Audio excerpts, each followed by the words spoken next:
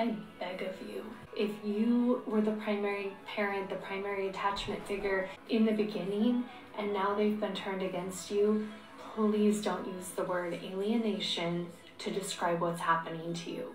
You are propelling the unscrupulous professionals who work in the alienation. I gotta stop. I can't do it anymore. I just can't do it anymore. Don't listen to this lady, please. Some of my first memories of my childhood were of my mother telling me that my father didn't love me. I felt closest to my mom when we were talking crap about my dad. If I rejected my dad, I felt like I was getting my mom's approval. Question, do I really know this person? Are they actually who my alienators said they were? I had this overwhelming sense of having to protect my mom. In her mind, she truly believes everything she's saying, that my dad was a terrible person all the time. Think about how sick it is that the parent teaches the child to hate and then enjoys watching them hate. I did start asking questions, and I did want to fact check. Hi, and welcome back to the Anti-Alienation Project. I was going to do a serious video today, but I realized that I need to laugh, so I'm going to head over to Tina Swithin's TikTok. Now, if you haven't seen any of my other videos on Tina Swithin, I want to tell you why I'm doing this. I think snarking on Tina Swithin might be the best way possible to talk about how damaging she is, because everyone needs a laugh, and then also she's very snarkable. And the reason why I'm doing TikTok is because she's huge on there. She's not as big on YouTube, although last time I did a video on YouTube, she's not as big on YouTube, and she's causing more damage on TikTok. Tina Swithin is also known as One Man's Battle, author of Divorcing a Narcissist, which is ironic. She says not to use the word parental alienation. She also exploits children.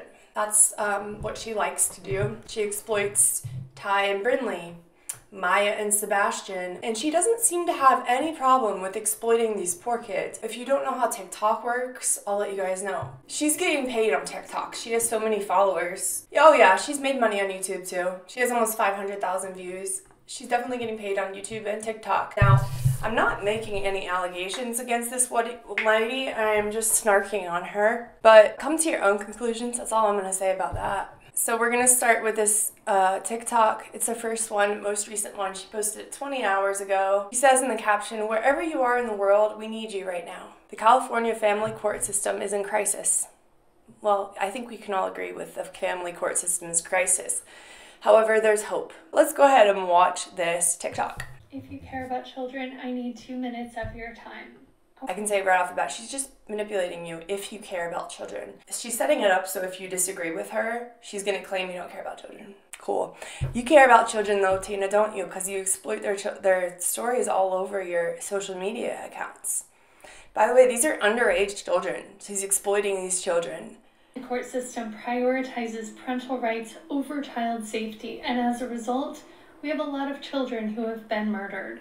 And then there are reunification camps, which are an absolute crisis here in California.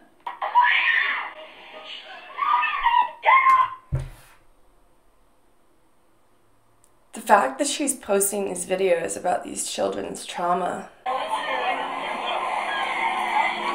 I can't watch that one. I can't do that. I don't want to further exploit these children, so I'm not going to watch any videos with the children in it, which might be difficult to do, because I just pulled one up and it had the children in it. So I'm going to try to find some without the children. I'm going to share multiple videos of children being taken to reunification camps, and these come with a trigger warning, but I have a call to action.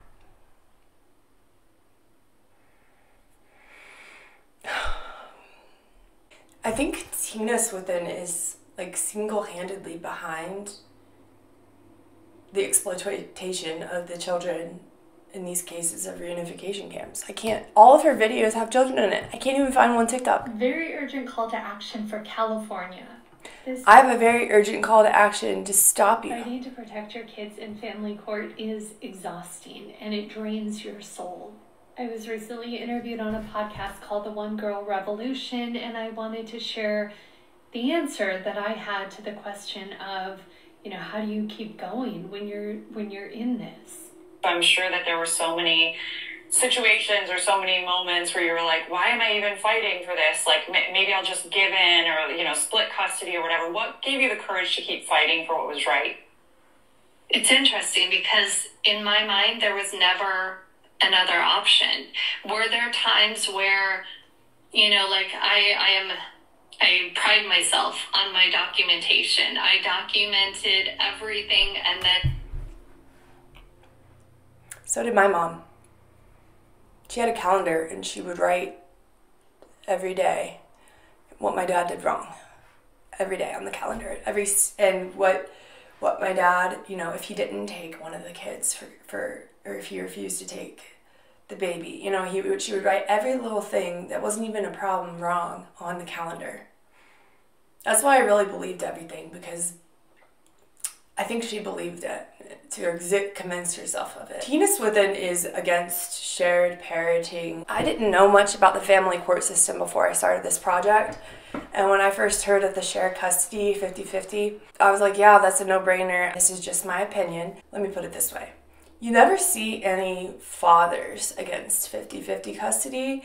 And that's because the standard right now is to give mothers the majority of the custody. Fathers are for 50-50 custody. The fathers' rights movement is behind 50-50 custody, shared custody, because fathers want to see their children. It's a no-brainer. If you're against 50-50 custody, shared custody, in general, like for the majority of fathers, loving fathers who want to be in their children's lives, I think that says something about you.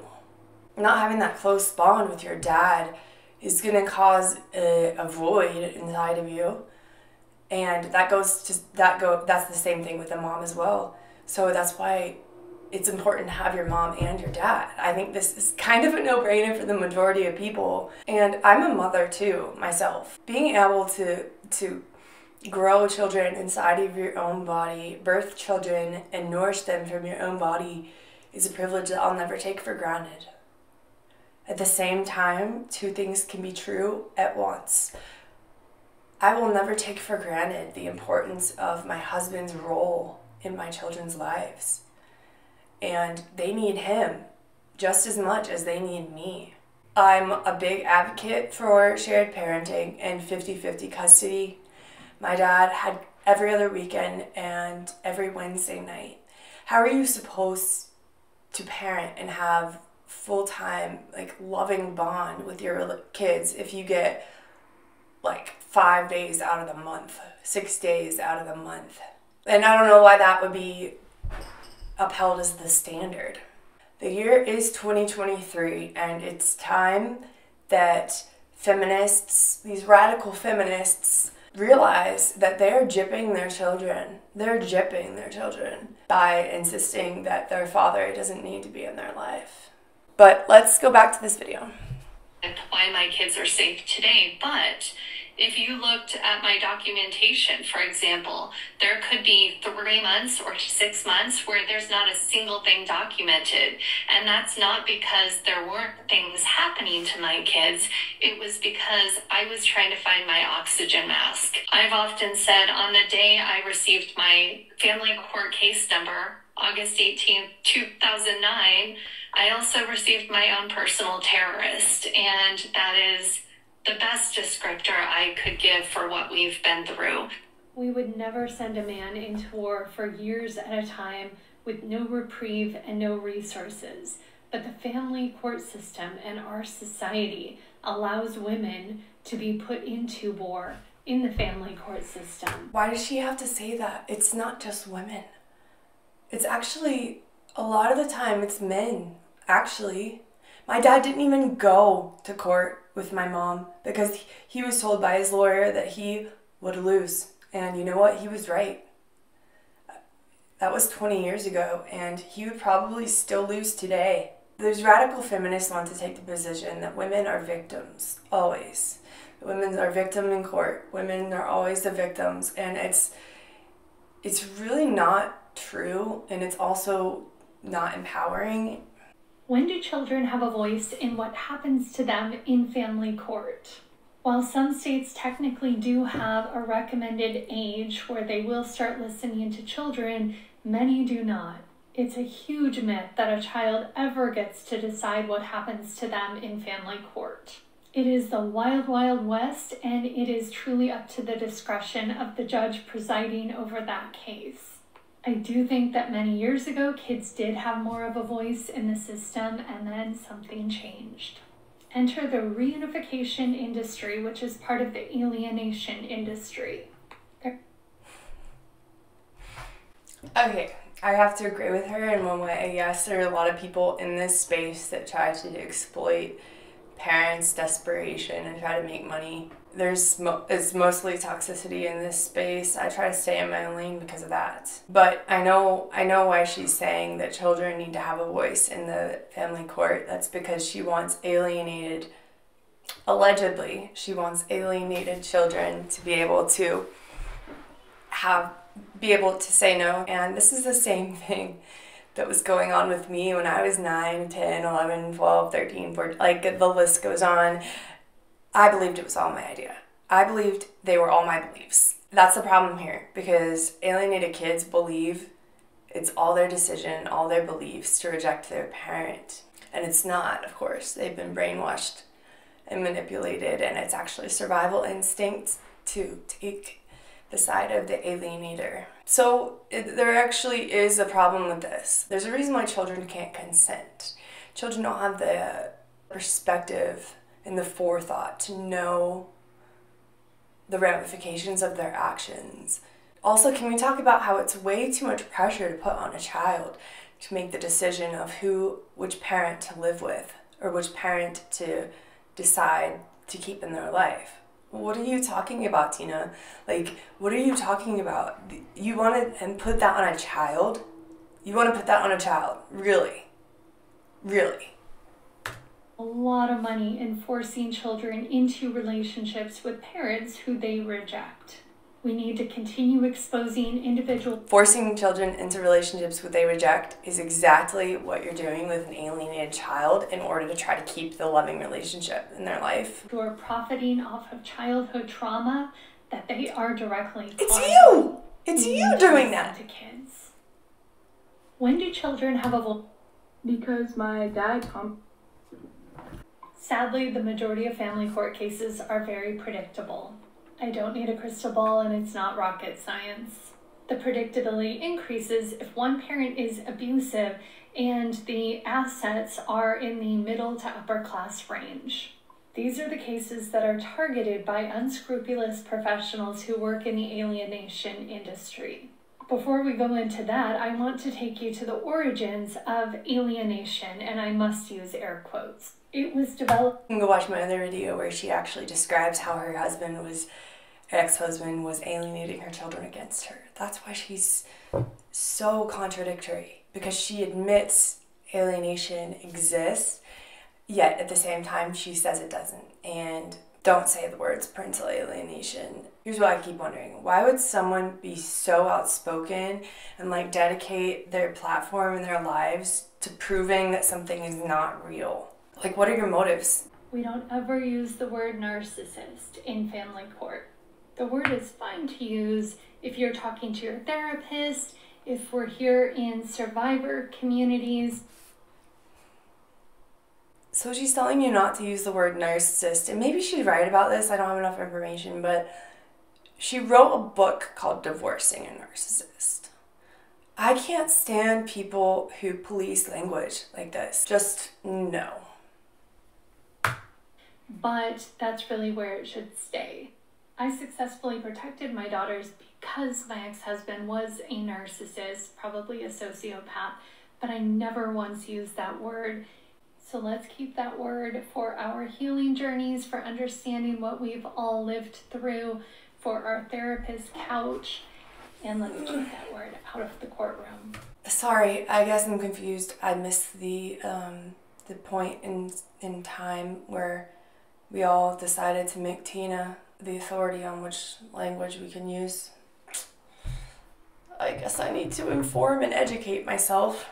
Part 2 of Layla's journal entries. She was sent to Turning Points for Families, Linda Gottlieb's reunification camp in fall of 2022, and I'm going to read some excerpts from her journal with permission. Oh my god, this is really, really bad. Really bad. This kills me. Oh my god. Someone says in the comments, the psychological torture inflicted on these kids is unimaginable, and Tina goes, unimaginable. The one question that I'm asked the most is, how did you do it? How did you protect your kids in family court? The first is radical acceptance. This is why this woman fools some people, because she uses terms, psychological, otherwise, that a lot of mental health professionals use, and things like radical acceptance that actually are effective for a lot of people. So she like mixes in the truth with a lot of lies, and that's exactly what my alienator did. That's exactly what these parents do. Let's talk about the case of Maya and Sebastian Ling. Let's not. Like 95% of your content is exposing these kids' trauma and exploiting their stories. Your earrings match your painting. If you're divorcing a narcissist or a sociopath, I likely showed up on your page for a reason. Yeah, because you use hashtag divorcing a narcissist. I successfully protected my children, terminated parental rights, and I am remarried. My husband has adopted our daughters. Oh boy. Oh Jesus. That sounds really so weird. I have served as a strategy partner, a divorce coach, a consultant to people who are in the trenches desperate to protect their kids. She's just trying to make money right now. She's trying to put in a plug for her coaching services. And sadly, I see a lot of really bad advice being given out on social media, and I have helped to clean up situations where people have taken some of that advice from people who are probably well-meaning, but they're operating from a very narrow lens, and that is the lens of their own personal journey. That's what you're doing. That's what you're doing. This lady drives me crazy. God, I can almost not stand watching her. Hey, California, we need to have an important conversation. But first, I'm going to share a little story about the day I jumped up. Oh my God. I thought that was a kid at first. That's her. That's her jumping on a trampoline.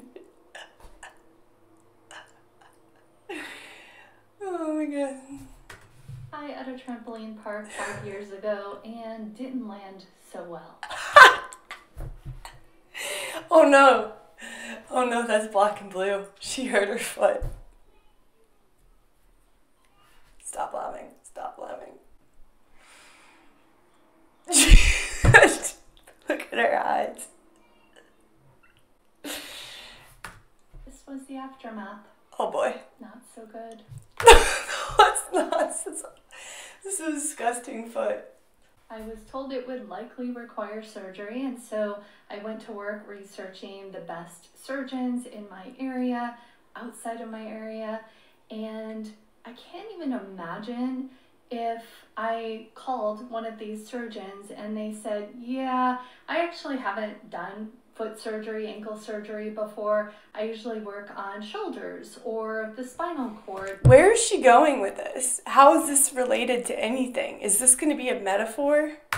But I'm willing to give this a shot because I just got transferred to a different branch of our facility. Said, didn't you see the recent statement issued by the California Foot Council? Which there really isn't one, but just stay with me for this. To have additional training. So hey, by the way, I am not up to date on the latest research, the latest technology, and I'm willing to give it a try though. How long did it take to think of this metaphor? Expanding my search outside of California. I am lost. This is not a good video for you. No, this is not a good video for you. Especially because that foot is disgusting. I'm actually not here to talk about my foot or... Oh my God, you fooled me. I wasn't sure. Wasn't really sure. What I'm here to talk about is judges in California who are not properly trained on the latest research, who are drinking the Kool-Aid of individuals who are peddling pseudoscience from... You did not just make a reference to Jonestown Massacre. You did not just compare judges to drinking Kool-Aid at Jonestown Massacre. I don't think I can finish this video, but let's go back to the beginning again. Let's watch it again. Hey, California, we need to have an important conversation. A little story about the day I jumped up really high at a trampoline park 5 years ago and didn't land so well. Okay, but this was 5 years ago that you broke your foot? Like, what, Kate? How did this even come to your mind to use this broken foot thing as a metaphor for judges? How does your mind work? It's very weird. I gotta look at the foot again. This is the aftermath. Oh my gosh. Have you guys noticed that she's obsessed with the color yellow? It's everywhere. I would love to harness the collective wisdom and power of this community to come up with some calls to action for Maya and Sebastian Lang. I'm going to pop out of the screen so you can read the I was woken up this morning at... Every other video is a video of exploiting children. Every other video. Part 2. I beg of you, if you are a parent whose children have been turned against them, if you were the primary parent, the primary attachment figure, you had established that authentic bond with your children in the beginning, and now they've been turned against you, please don't use the word alienation to describe what's happening to you. You are propelling the unscrupulous professionals who work in the alienation. I gotta stop. I can't do it anymore. I just can't do it anymore. Don't listen to this lady, please. That's all for this video, Tina. I can only take you in very small doses. Thanks for watching. I'm really sorry that you had to see all that. I have no words. I have no words. Feel a little sick after watching all those TikToks. Don't let this woman get to you. Please don't let her bother you, trigger you, anything like that. Thanks for watching this video. I also, I really apologize that you watched this video because, oh my gosh, you had to see that foot. If you like this video or just want to see more, make sure you subscribe, all those things. Oh, Jesus. I'll see you in the next one. Bye.